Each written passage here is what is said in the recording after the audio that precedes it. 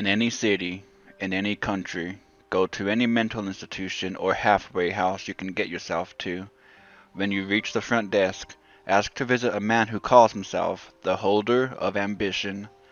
The sound that escapes the mouth of the worker will be so slight and betray so little reaction that, at first, you may not even be sure your words were even heard.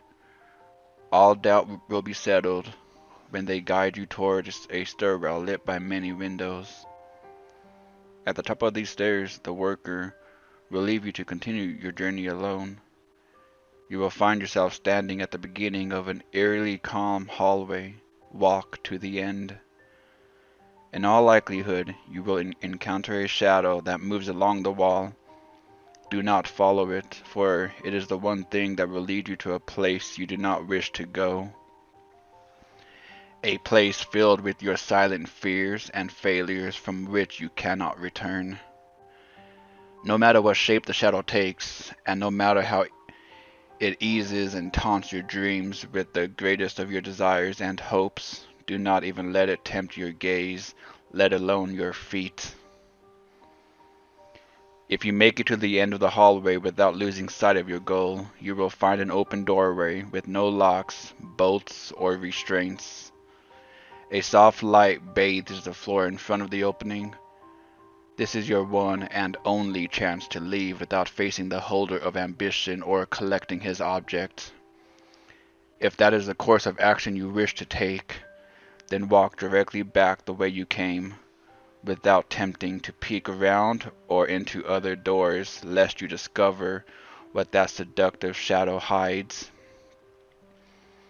Beyond the doorway lies a room bathed in an artificial light cast by high windows that cover each wall's expanse.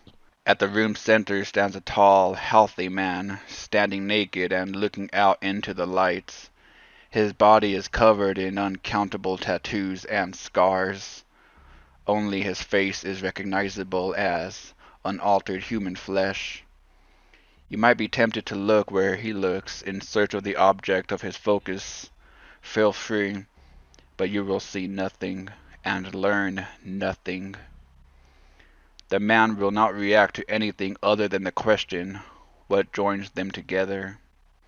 When asked, he will turn to look you in the eyes, meet his gaze, but know that if you are not prepared, if there is even the slightest doubt of your intentions, then you will lose yourself in his soulless eyes for an eternity. If, on the other hand, your gaze is an honest one, then he will begin to speak in a low voice. His tone will be a comical one, his tale told as if they meant nothing at all. But you must not miss a word, for this story is your preparation. Listen carefully to his tale and remember every detail. When the man finishes speaking, he will bring his hands to his chest and remove the sutures from one of his more noticeable scars. As the stitches come out, he will bleed profusely and fatally.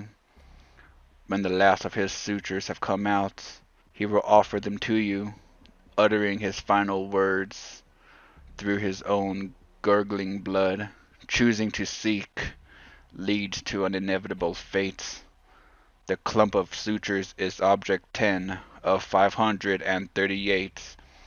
How you use them depends on what you hear.